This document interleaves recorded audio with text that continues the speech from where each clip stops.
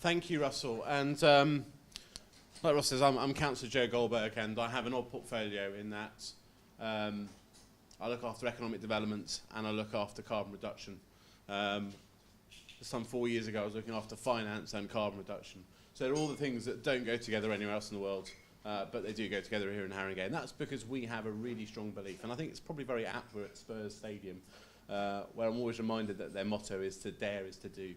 And in Haringey, we definitely dare in a very big way. We dare to believe that we can massively transform Tottenham and Haringey and everything that it's associated with, that we can really create an alternative economy here. And we also dare to believe that we can be one of the first places in the world to figure out how you grow an economy, create prosperity, and at the same time, reduce carbon emissions. That is a global challenge that faces anyone that's interested in societal, political, or economic issues. And I'm utterly serious when I say it is the greatest economic debt that we are building up. In terms of the cost of climate change, Lord Stern says 5% of global GDP. So to put that into perspective, the global economic crisis was just 1%. And like every economic crisis, it's a, will hit disproportionately, both geographically, it will hit disproportionately both in terms of people's, in terms of socioeconomic groups and in terms of populations. And even here in Haringey, we know that in Tottenham, the lowlands will be flooded if we don't get our act together in terms of either the flood prevention measures that we'll need to replace the Thames Barrier maybe, or alternatively we can try and avoid the River Lee rising and flooding the plain that we're currently sitting in. And those are real challenges that government has to get serious. It needs to be taken out of the too difficult to do box now, because by 2050, by later than that, it will become too late and the costs will be inordinate. Like I said, 5% of global GDP, really frightening. And why would we face that cost when absolutely we can create prosperity by cracking the solution, by driving innovation, by forming the partnerships? We published a carbon commission, I think probably about 2 years ago now, that explained how we were going to reduce emissions by 40% by 2020. And it was roughly about that time that Russell got in touch with us and found out, oh, there's some interesting stuff going on in Haringey in a similar sort of space that I'm interested in.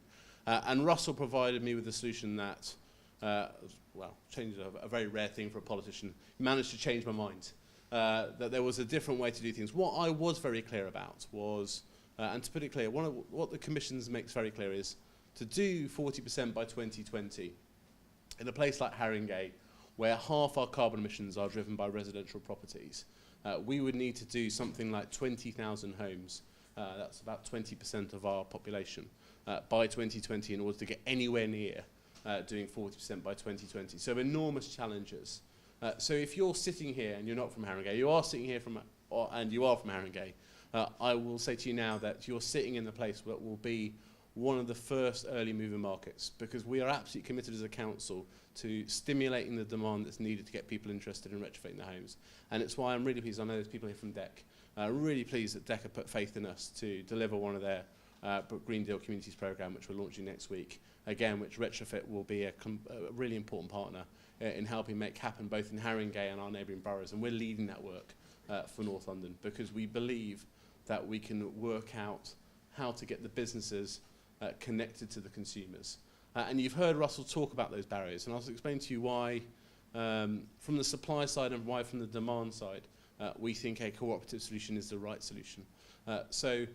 Currently, Retrofit is delivered by two means: either big business, combining either their eco-obligations with private sector work, privately funded work, to deliver on their obligation, but they know they have to have a supply chain anyway, or work with a supply chain anyway to deliver a body of work.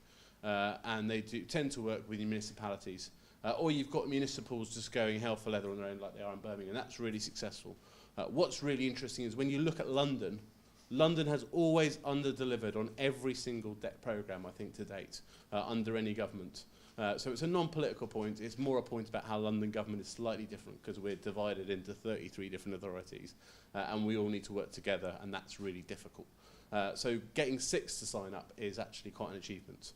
And I think making this work will lead to more work and lead to more activity in the area. The reason why this is different is I think it shows that the power of state intervention doesn't necessarily mean that state delivers the actual work itself. And what we're doing here is saying that there is a failure in this market. If we were sitting in Norway or any other northern European country, which we are, they'd think we were all crazy, that we haven't done this work already. And in my other world, when I travel as a business person to the likes of Germany or Norway, they just think it's nuts. That when I talk to them about energy efficiency, they're like, is that not something you guys did 20 years ago? Why are you wasting money on energy? And it's literally, that's how far behind I think we are in this country in terms of home efficiency measures. It's just a basic table stake of owning a home elsewhere in Europe. The reason why things don't work is, as I say, there's a failure of demand and there's a failure of supply. The failure of demand comes for all the reasons that Russell laid out. It's too complicated. I'm not sure of the benefit. I don't have trust in the providers. And actually, the two things that we do know that build trust in the market is, number one, a local authority saying, we're behind this. We support it, because it gives it a sense of accountability, that we muck up as a council, we lend our brand to the private sector or to anybody, and it goes wrong, they can come back and they can shout at us, and I can lose my seat and all that sort of thing. So there's an accountability to it, and there's an officialdom that's important for consumers. The second thing is a local tradesman, actually, they're not going to be sitting on the end of an IVR phone for hours and hours on ends and be told, well, I'm sorry, that's just the way it is. And there's actually a sense that this is going to it. Now, the reason why we believe in it from a supply side is two things. Number one, we want to change the way markets work, full stop. We believe that markets have to be about creating more productivity and more value rather than just creating rental models. So when I look at energy generation and when I look at everything that kind of the public sector tries to get involved in, there's two horrible miscalculations that go on. Number one, you've got civil servants that think, what is the worst possible thing that's going to happen? And let's cost our model based on that actually happening. And what you get is terrible risk-taking, ridiculous budgets, and contingencies that will ultimately get spent. It's not an efficient way to work, and I don't think public sector procurement necessarily is the best way forward. On the private sector model, equally, wanting to be onto a sure thing, and I don't think there is that sort of thing. There's risk in the market. What I think RetrofitWorks does is it manages that risk in a sensible way, and it enables, in doing so, by removing the risk and collectivising it, it enables small independent players to be a part of this market. And not just that, but to protect their own work. I want a small trader who's got a job in to put in a new conservatory or a new kitchen or a new living room or just a plain decorating job, to be actively asking his customers, have you thought about doing energy efficiency work? Have you thought about the money you could save in your bill? Now, if he thinks or she thinks that by saying that, and they go and get a Green Deal assessor from the likes of, I won't name companies, but a big supplier in the DIY chain or the energy market or the construction business, and then they say, well, actually, we've got a kitchen you can buy. That doesn't feel very fair to me. We want to make sure that our local businesses have an ability to compete, and what we know is that if we enable them to compete and grow their value and their contribution, both to themselves but to the local area as well, that money grows and it delivers an economic growth to the area. So that's the immediate link between economic development and this work, absolutely right there. The second thing I would say for us, as well as being able to get small independents to be able to compete in the market, is it offers the consumer more choice. It doesn't make them feel that there is simply one or two people that they can go to get this done. It removes the fear of there's an unaccountable, the cowboy fear that I think any normal human being would fear from getting any work done. And we've all had that.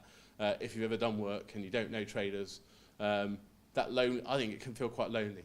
So creating, again, a cooperative that's got some strong values behind it, that's got some governance behind it, again, is about putting trust into the market and giving consumers that confidence.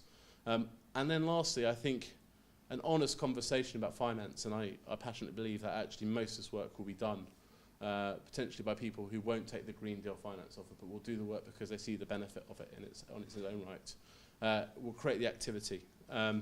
I think the other thing that we'll then start to look at, some of the other challenges, stimulating the demand of labour to deliver this work, but it's a massive, massive economic opportunity in every single part of Britain, and we really need to get to grips with it. So I'm really, I think, wrap up there and say I'm really delighted to be here.